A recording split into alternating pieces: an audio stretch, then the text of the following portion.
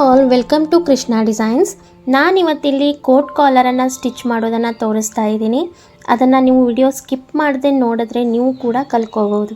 ಹಾಗೆಯೇ ಇವತ್ತು ವಿಡಿಯೋದಲ್ಲಿ 5 ಸೀಕ್ರೆಟ್ಸ್ ಏನು, ನಾವು ಟೈಲರಿಂಗ್ನಲ್ಲಿ ಸಕ್ಸಸ್ ಆಗಬೇಕು ಅಂದರೆ 5 ಸೀಕ್ರೆಟ್ಸನ್ನು ಹೇಳ್ಕೊಡ್ತೀನಿ. ನೀವು ಗಮನ ಇಟ್ಕೊಂಡು ನೋಡ್ಬೋದು. ಹಾಗೆಯೇ ವಿಡಿಯೋ ಇಷ್ಟ ಆದರೆ ಸಬ್ಸ್ಕ್ರೈಬ್ ಮಾಡಿ, ಲೈಕ್ ಮಾಡಿ, ಶೇರ್ ಮಾಡಿ. ಓಕೆನಾ? ನಡೀರಿ ಈಗ ವಿಡಿಯೋನ ಸ್ಟಾರ್ಟ್ ಮಾಡೋಣ. ಫಸ್ಟ್ ಕ್ವಶನ್ ಏನಂದರೆ, ತುಂಬ ಜನ ಹೊಲಿಗೆ ಕಲಿಯೋಕ್ಕೆ ತುಂಬ ಇಂಟ್ರೆಸ್ಟ್ ತೋರಿಸ್ತಾರೆ. ಮೊದಲು ಜೋಶ್ನಲ್ಲಿ ಫುಲ್ ಟೈಮ್ ಟೈಲರೇ ಅನ್ನೋ ಥರ ಅದರ ಮೇಲೇ ಕೂತ್ಕೊಂಡ್ಬಿಡ್ತಾರೆ. ಬಟ್ ಅರ್ಧಕ್ಕೇ ನಿಲ್ಲಿಸ್ಬಿಡ್ತಾರೆ. ಯಾಕೆ ಹೀಗಾಗುತ್ತೆ? ಸ್ಟಾರ್ಟಿಂಗ್ ಭಾಳ ಇಂಟ್ರೆಸ್ಟ್ ತೋರ್ತಾರೆ, ಆದರೆ ಭಯ, ವರ್ಕ್ ಪ್ರೆಷರ್ ಆ್ಯಂಡ್ ತಪ್ಪು ತಿಳುವಳಿಕೆಯಿಂದ ಬಿಟ್ಬಿಡ್ತಾರೆ. ಸೊ ನಾವಿವತ್ತು ಇದೇ ಪ್ರಾಬ್ಲಮ್ಸ್ ಬಗ್ಗೆನೇ ಮಾತಾಡೋದು. ಹಾಗೆ ನಾವು ಅದನ್ನು ಹೇಗೆ ಸಾಲ್ವ್ ಮಾಡ್ಕೊಳ್ಳೋದು ಅಂತ ತಿಳಿಯೋಣ. ಓಕೆ, ಫಸ್ಟ್ ಪಾಯಿಂಟ್ ಏನಪ್ಪ ಅಂದರೆ ಇಂಪಾರ್ಟೆಂಟ್ ಬಗ್ಗೆ ಮಿಸ್ಇನ್ಫಾರ್ಮೇಷನ್ ಇಟ್ಕೊಳ್ಳೋದು. ಹಾಗೆಯೇ ಸೆಕೆಂಡ್ ಪಾಯಿಂಟು ಬೇಸಿಕ್ನಲ್ಲಿ ಪರ್ಫೆಕ್ಷನ್ ಮಾಡೋದು. ಥರ್ಡ್ ಪಾಯಿಂಟು ಭಯವನ್ನು ಗೆಲ್ಲೋದು. ಫೋರ್ತ್ ಪಾಯಿಂಟ್ ಸ್ಪೀಡ್ಗಿಂತ ದೊಡ್ಡದು perfection. Fifth point full time tailor ಆಗೋದು. ನಡೀರಿ ಈಗ ಫಸ್ಟ್ ಇನ್ಫಾರ್ಮೇಷನ್ ಅದನ್ನ ಹೇಗೆ ನಾವು ಸರಿ ಮಾಡ್ಕೋಬೇಕು ಅಂತ ತಿಳಿಯೋಣ. ಫಸ್ಟ್ ಪಾಯಿಂಟು ಮಷಿನ್ ಬಗ್ಗೆ ಮಿಸ್ಇನ್ಫಾರ್ಮೇಷನ್. ಅಂದರೆ ಇದ್ರ ಬಗ್ಗೆ ಎಲ್ಲರೂ ಸ್ಟಾರ್ಟಿಂಗ್ನಲ್ಲಿ ಕನ್ಫ್ಯೂಷನಲ್ಲಿರ್ತಾರೆ. ಸಸ್ತಾ ಮಷಿನ್ ತೊಗೋಬೇಕು ಅಥವಾ ಒಮ್ಮೆ ಕಾಸ್ಟ್ಲಿ ಮಷಿನ್ ತೊಗೋಬೇಕು, ಎಲ್ಲಿ ನಾವು ದುಡ್ಡನ್ನು ಇನ್ವೆಸ್ಟ್ ಮಾಡ್ಕೋಬೇಕು ಅಂತ ತುಂಬ ಕನ್ಫ್ಯೂಷನಲ್ಲಿ ಇರ್ತಾರೆ. ನಾನೊಂದು ಸ್ಟೋರಿ ಹೇಳ್ತೀನಿ ಕೇಳಿ. ಒಬ್ಬ ಲೇಡಿ ಏನು ಮಾಡ್ತಾಳೆ ಅಂದರೆ, ಸ್ಟಾರ್ಟಿಂಗ್ನಲ್ಲಿ ಟೈಲರಿಂಗ್ ಕಲಿಬೇಕು ಅಂತ ಗಂಡನ ಹತ್ರ ಹೇಳ್ತಾಳೆ. ಸೊ ಅವ್ರು ಏನು ಮಾಡ್ತಾರೆ, ಒಂದು ಒಳ್ಳೆ ಮಷೀನು ಅಂದರೆ ಜಾಕ್ ಮಷಿನ್ ಅಂತ ದೊಡ್ಡ ಕಾಸ್ಟ್ಲಿ ಮಷಿನನ್ನೇ ಅವರಿಗೆ ಕೊಡಿಸ್ತಾರೆ. ಅವಳು ಮನೆ ಕೆಲಸ ಮಾಡಿ, ಮಕ್ಕಳು ಕೆಲಸ ಮಾಡಿ, ಎಲ್ಲರಲ್ಲೂ ವರ್ಕ್ ಪ್ರೆಷರ್ ನೋಡಿಕೊಂಡು ಆಮೇಲೆ ಆ ಟೈಲರಿಂಗ್ ಕಲಿಬೇಕು ಅಂತ ಕೂತ್ಕೊಂಡಾಗ ಸುಸ್ತಾಗಿಬಿಡುತ್ತೆ. ಬಟ್ ಅವಳಿಗೆ ಆ ಸುಸ್ತಕ್ಕಿಂತಲೂ ಜಾಸ್ತಿ, ಅಯ್ಯೋ ನಾನು ಇಷ್ಟು ಅಮೌಂಟ್ ಕೊಟ್ಟು ಮಷಿನ್ ತೊಗೊಂಡೆ, ಇನ್ನೂ ನಾನೇನು ಕಲೀಲಿಲ್ವಲ್ಲ ಅನ್ನೋ ಸ್ಟ್ರೆಸ್ಸು ಜಾಸ್ತಿ ಆಗುತ್ತಾ ಹೋಗುತ್ತೆ. ಸೊ ಇಲ್ಲಿ ನಾವು ತಿಳ್ಕೊಬೇಕಾಗೋದು ಏನು ಅಂತಂದರೆ, ಮಷಿನನ್ನು ನಾವು ಹೆಚ್ಚಿಗೆ ಅಮೌಂಟ್ ಕೊಟ್ಟು ತೊಗೊಂಡ್ರೆ ಮಾತ್ರ ಕಲಿಯೋಕ್ಕಾಗಲ್ಲ. ನಾವು ಸಿಂಪಲ್ ಮಷಿನಲ್ಲೇ ತುಂಬ ಚೆನ್ನಾಗಿ ಕಲಿಬೋದು. ಸ್ಟಾರ್ಟಿಂಗ್ನಿಂದ ನಾವು ಸಿಂಪಲ್ ಮಷಿನ್ ಮೇಲೇ ಇನ್ವೆಸ್ಟ್ ಮಾಡಿಕೊಂಡು ನೀಟಾಗಿ ಕಲಿಕೋತಾ ಹೋಗ್ಬೋದು. ಸೆಕೆಂಡ್ ಪಾಯಿಂಟ್ ಏನಪ್ಪ ಅಂತಂದರೆ, ಬೇಸಿಕ್ನಲ್ಲಿ ಪರ್ಫೆಕ್ಷನನ್ನು ಹೊಂದೋದು. ಯಾವುದೇ ಸ್ಪೀಡ್ ಇಲ್ಲದೆ ನಿಧಾನವಾಗಿ ಕಲಿಯೋದು. ನಾವು ಕಾಸ್ಟ್ಲಿ ಮಷಿನ್ ತೊಗೊಂಡು ಸ್ಪೀಡ್ ಹಿಂದೆ ಓಡೋ ಬದಲು ಸ್ಲೋಲಿ ಆಗಿ ಪರ್ಫೆಕ್ಟಾಗಿ ಕಲಿಯೋದು.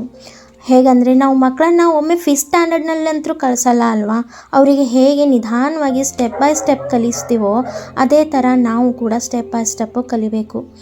ಸ್ಕೂಲ್ ಸ್ಟಡಿಗೆ ನಾವು 10 ರಿಂದ 15 ವರ್ಷ ಕೊಡ್ತೀವಿ, ಆದರೆ ನಮಗೆ ಅರ್ನಿಂಗ್ ಕೊಡುವ, ನಮಗೆ ಜೀವನ ಕೊಡುವ ಕೆಲಸಕ್ಕೆ ನಾವು 2 ವರ್ಷ ಕೂಡ ಕೊಡೋಕ್ಕಾಗಲ್ಲ ಅಲ್ವಾ. ಇಲ್ಲಿ ರಾತ್ರೋರಾತ್ರಿ ಏನೂ ಬದಲಾಗಲ್ಲ. ಕನ್ಸಿಸ್ಟೆನ್ಸಿಯಿಂದ ಡೈಲಿ ಪ್ರಾಕ್ಟೀಸ್ ಮಾಡೋದು ಇಂಪಾರ್ಟೆಂಟ್ ಆಗುತ್ತೆ. ಸೊ ಬೇಸಿಕ್ನಲ್ಲಿ ನೀವು ಪರ್ಫೆಕ್ಟ್ ಆಗೋದು ತುಂಬ ಇಂಪಾರ್ಟೆಂಟ್ ಆಗುತ್ತೆ. ಕೆಲವೊಬ್ರು ನನಗೆ ಕೇಳ್ತಾರೆ, ನನಗಂತೂ ಡಿಸೈನರ್ ಬ್ಲೌಸ್ ಹೊಲಿಯೋದು ಇಷ್ಟ, ಅದನ್ನು ಕಲಿಸ್ಕೊಡಿ ಅಂತ. ಬಟ್ ಅವರಿಗೆ ಚಿಕ್ಕ ವಿಷಯಗಳಿಂದಾನೇ ಕಲಿಯೋದು ಇಂಪಾರ್ಟೆಂಟ್ ಆಗುತ್ತೆ. ಏನಂದರೆ, ಫಸ್ಟ್ ಹುಕ್ ಹಾಕೋದು, ಬಟನ್ಸ್ ಹಾಕೋದು, ಕೈ ಹೊಲಿಗೆ ಹಾಕೋದು, ಈ ಥರ ನಾವು ಬೇಸಿಕ್ನಿಂದ ಕಲಿತಾ ಹೋದರೆ ಎಲ್ಲ ವಿಷಯದಲ್ಲೂ ನಾವು ಪರ್ಫೆಕ್ಷನನ್ನು ಕಾಣ್ತೀವಿ. ಥರ್ಡ್ ಪಾಯಿಂಟ್ ಏನಂದರೆ, ನಾವು ಭಯ ಪಡೋದು. ಕೆಲವೊಬ್ಬರು ಭಯ ಪಡ್ತಾರೆ, ನಾವು ಸ್ಟಿಚ್ ಮಾಡುವಾಗ ತಪ್ಪಾದರೆ ಏನು ಮಾಡೋದು ಅಂತ. ಈ ಭಯ ಎಂಥವರನ್ನೇ ಮುಂದೆ ಹೋಗೋದನ್ನು ತಡೆಯುತ್ತೆ. ಇಲ್ಲಿ ಇಂಪಾರ್ಟೆಂಟ್ ಮಾತು ಏನಂದರೆ, ರಿಸ್ಕ್ ತಗೊಳ್ಳದೆ ಯಾರೂ ಮುಂದೆ ಬರೋಕ್ಕೆ ಆಗಲ್ಲ. ತುಂಬ ಜನ ಹೆದರ್ತಾರೆ, ಕಸ್ಟಮರ್ದು ಬಟ್ಟೆ ಕೆಟ್ಟೋದ್ರೆ ಏನು ಮಾಡೋದು ಅಂತ. ಅದಕ್ಕೆ ನಾವೇನು ಮಾಡಬೇಕು ಅಂತಂದರೆ, ಸ್ಟಾರ್ಟಿಂಗ್ನಲ್ಲಿ ತುಂಬ ಕಡಿಮೆ ಬೆಲೆಯಲ್ಲಿರುವ ಬಟ್ಟೆಯನ್ನು ಅಥವಾ ನಮ್ಮ ಫ್ಯಾಮಿಲಿ, ಫ್ರೆಂಡ್ಸು ಈ ಥರ ಅವರ ಬಟ್ಟೆಯನ್ನು ಸ್ಟಿಚ್ ಮಾಡಿ ಕೊಡ್ತಾ ಇರಬೇಕು. ಅದನ್ನು ಬಿಟ್ಟು ಹೆದರ್ಕೊಂಡು ಕೆಲಸ ಮಾಡೋದನ್ನೇ ಬಿಟ್ಬಿಡಬಾರ್ದು. ಭಾಳ ಅಂದರೆ ಏನಾಗುತ್ತೆ, ಬಟ್ಟೆ ಸ್ವಲ್ಪ ಕೆಡಬಹುದು ಅಲ್ಲ. ನಿಜ ಹೇಳಬೇಕಂದ್ರೆ ನಾವು ಈ ತಪ್ಪುಗಳಿಂದಾನೇ ಫಿನಿಶಿಂಗನ್ನು ಕೊಡೋಕ್ಕೆ ಕಲಿತೀವಿ. ತಪ್ಪಿನಿಂದ ದೂರ ಇರೋದು ಅಂದರೆ ನಮ್ಮನ್ನು ನಾವು ಪರ್ಫೆಕ್ಷನ್ನಿಂದ ದೂರ ಇಟ್ಕೊಳ್ಳೋದು ಅಂತ ಆಗುತ್ತೆ. ಸೊ ಭಯ ಪಡಬೇಡಿ. ಎಂಥದೇ ಬಟ್ಟೆಯನ್ನು ಇದ್ದರೂ ಧೈರ್ಯ ಮಾಡಿ ತೊಗೊಳ್ಳಿ. ನೀಟಾಗಿ ನಿಧಾನವಾಗಿ ಫಿನಿಶಿಂಗಾಗಿ ಹೊಲಿಯೋದ್ರಿಂದ ನಿಮಗೆ ಭಯ ಆಗಲ್ಲ. ಹಾಗೆಯೇ ಅದರಿಂದಾನೇ ನಾವು ಕಲಿತ್ಕೊಂಡು ಒಂದಲ್ಲ ಒಂದಿನ ಸಕ್ಸಸ್ ಅಂತೂ ಆಗೇ ಆಗ್ತೀವಿ. ಫೋರ್ತ್ ಪಾಯಿಂಟ್ ಏನಪ್ಪ ಅಂದರೆ, ಸ್ಪೀಡ್ಗಿಂತ ಪರ್ಫೆಕ್ಷನ್ ಇಂಪಾರ್ಟೆಂಟ್ ಆಗುತ್ತೆ. ಕೆಲವೊಬ್ಬರು 20 ಮಿನಿಟು 40 ಮಿನಿಟು ಅಂತ ಸ್ಪೀಡಾಗಿ ಸ್ಟಿಚ್ ಮಾಡೋದ್ರಲ್ಲಿ ಕರೆಕ್ಟಾಗಿ ಫಿನಿಶಿಂಗೇ ಕೊಟ್ಟಿರಲ್ಲ. ಆದರೆ ಅದೇ ಒಬ್ಬ ಟೇಲರು ಒಂದು ಬ್ಲೌಸ್ಗೆ 1 ರಿಂದ 1.5 ಗಂಟೆ ತೊಗೋತಾನೆ. ಆದರೆ ಅದರಲ್ಲಿ ಏನೋ ಒಂದು ವಿಶೇಷತೆ ಇರುತ್ತೆ. ಆ ಕೆಲಸದಲ್ಲಿ ಏನೂ ತಪ್ಪಿರಲ್ಲ. ಇದೇ ಕೆಲಸ ಅವರಿಗೆ ಮುಂದೆ ಪರ್ಮನೆಂಟ್ ಕಸ್ಟಮರ್ಸನ್ನು ತಂದುಕೊಡುತ್ತೆ. ಅಸಲಿ ಪರ್ಫೆಕ್ಷನ್ ಅಂದರೆ ಏನು ಗೊತ್ತಾ? ಆ ಕೆಲಸದಲ್ಲಿ ಒಂದು ಜೀವನ ತುಂಬೋದು. ಯಾರಾದರೂ ನೋಡಿದ್ರೆ ಅದು ನಾವು ಹೊಲಿದಿರೋದು ಅಂತ ಗೊತ್ತಿಡಬೇಕು. ಆ ಕೆಲಸದಲ್ಲಿ ನಮ್ಮ ಸಿಗ್ನೇಚರನ್ನು ನಾವು ಬಿಡಬೇಕು. ಆ ಥರ ಪರ್ಫೆಕ್ಟಾಗಿ ಫಿನಿಷಿಂಗ್ ಆಗಿ ಸ್ಟಿಚ್ ಮಾಡೋದು ಇಂಪಾರ್ಟೆಂಟ್. ಸ್ಪೀಡ್ ಹಿಂದೆ ಓಡಬೇಡಿ, ನಿಧಾನವಾಗಿ ಕಲ್ತ್ಕೊಳ್ಳಿ. 5th ಪಾಯಿಂಟ್ ಏನಪ್ಪ ಅಂತಂದರೆ ಫುಲ್ ಟೈಮ್ ಟೇಲರ್ ಆಗೋದು.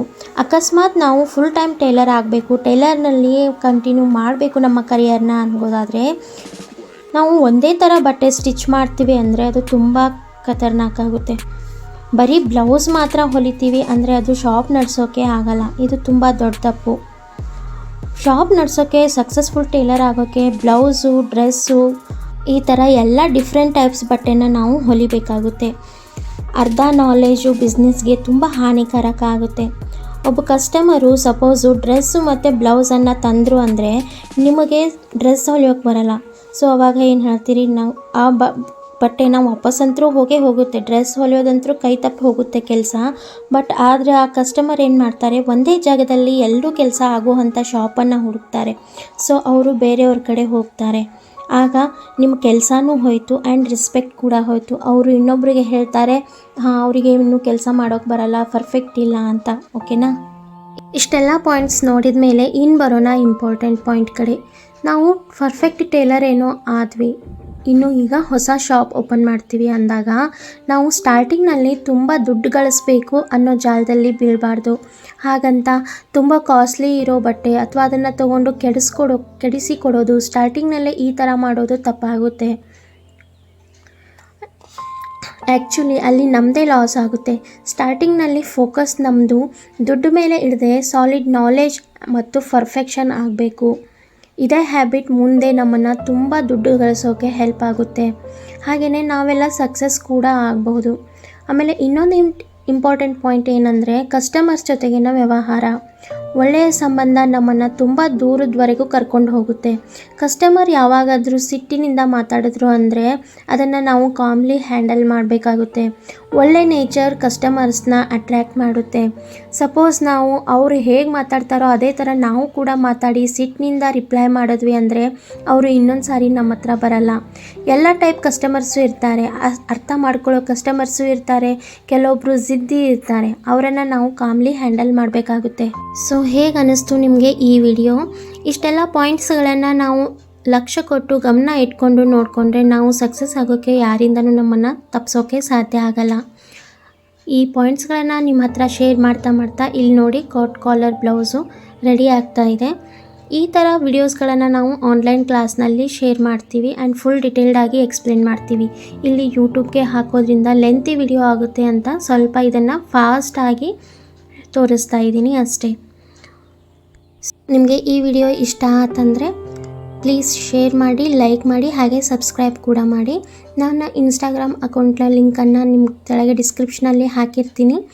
ಅದನ್ನು ನೋಡಿ ಫಾಲೋ ಮಾಡಿ. ಅಲ್ಲಿ ಇನ್ನೂ ತುಂಬ ಟಿಪ್ಸ್ಗಳು ಹಾಗೆ ಶಾರ್ಟ್ ವಿಡಿಯೋಗಳು ಕೂಡ ಅವೈಲೇಬಲ್ ಇರುತ್ತೆ. ಹಾಗೆಯೇ ನಮ್ಮ ಆನ್ಲೈನ್ ಕ್ಲಾಸನ್ನು ಜಾಯಿನ್ ಆಗೋದಾಯ್ತಂದರೆ ಇನ್ಸ್ಟಾದಲ್ಲಿ ಬಂದು ಡೈರೆಕ್ಟ್ ಮೆಸೇಜ್ ಮಾಡಿ, ನಾನಲ್ಲಿ ನಿಮಗೆ ರಿಪ್ಲೈ ಮಾಡ್ತೀನಿ. ಸೊ ಇದೇ ಥರ ವಿಡಿಯೋಗಳಿಗಾಗಿ ಈ ಚಾನಲನ್ನು ಸಬ್ಸ್ಕ್ರೈಬ್ ಮಾಡಿ. ಹಾಗೆ ನಿಮಗೆ ಯಾವ ಥರ ಕಂಟೆಂಟ್ ಬೇಕು ಅಂತ ನೀವು ಕಮೆಂಟ್ ಮಾಡಿ ತಿಳಿಸಿದ್ರೆ ಆ ಕಂಟೆಂಟನ್ನು ನಾನು ಶೇರ್ ಮಾಡ್ತೀನಿ. Thank you. ಸೊ